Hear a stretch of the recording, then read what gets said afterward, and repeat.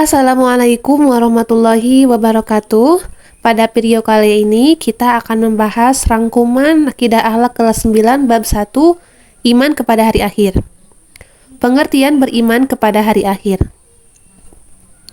Hari akhir adalah hari di mana dunia dan seisinya rusak binasa, hancur, dan tidak ada kehidupan lagi. Pengertian yang lain, beriman kepada hari akhir adalah percaya dengan sepenuh hati bahwa suatu saat alam semesta dan seisinya akan hancur dan berakhir. Ada 3 golongan yang berpendapat tentang hari akhir.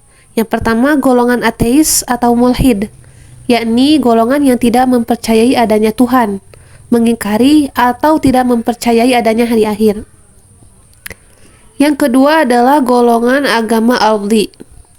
Golongan ini mempercayai adanya reinkarnasi, yaitu penjelmaan roh manusia. Golongan yang ketiga adalah golongan agama Samawi. Golongan ini mempercayai adanya hari akhir dan adanya kehidupan akhirat. Dalil beriman pada hari akhir. Terdapat 2 dalil yang berkenaan dengan hari akhir. Yang pertama adalah dalil akli. Menurut dalil akli, tidak ada sesuatu yang kekal di dunia ini. Begitu pula alam semesta dan segala isinya akan mengalami kerusakan dan kehancuran. Sesungguhnya, yang kekal hanyalah Allah Subhanahu wa Ta'ala. Semua makhluk ciptaan Allah tidak ada yang abadi, termasuk dunia ini.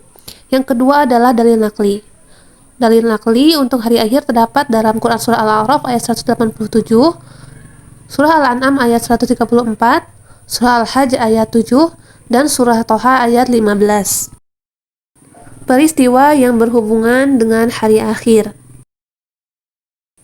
Peristiwa yang berhubungan dengan hari akhir diantaranya adalah yang pertama, alam barzakh.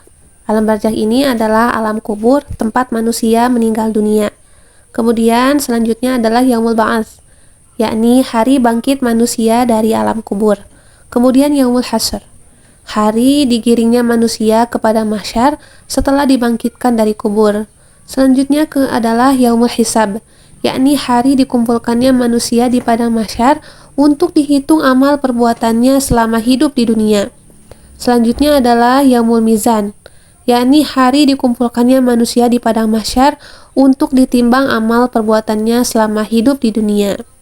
Setelah itu, peristiwa selanjutnya adalah Sirat atau jembatan Siratal Mustaqim, yakni jalan menuju surga, neraka.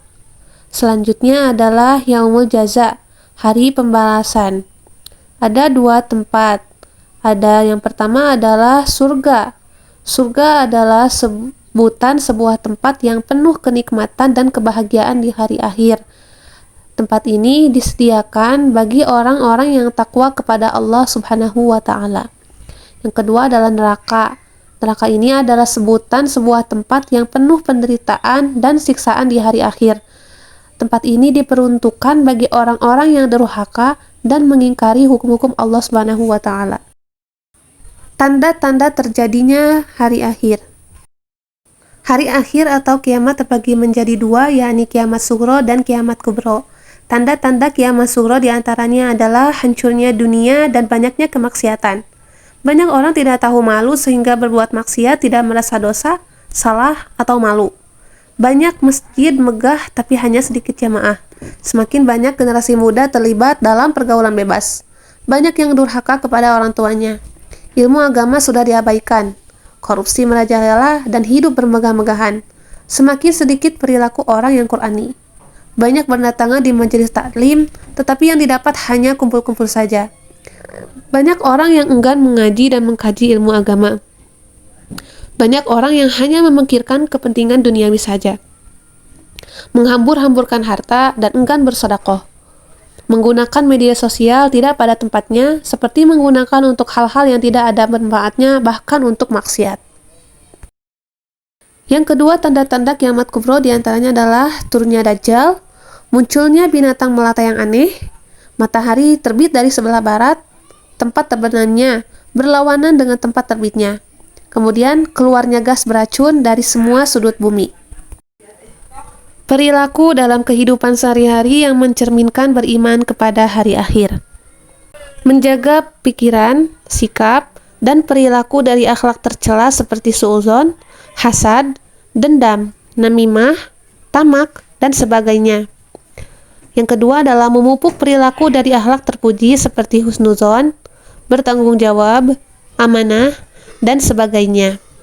Kemudian meningkatkan keimanan dan ketakwaan kepada Allah Subhanahu wa taala, memperbanyak zikir dan bersolawat, selalu membaca Al-Quran, bergaul dengan orang-orang soleh, dan memupuk tali persaudaraan dan silaturahmi.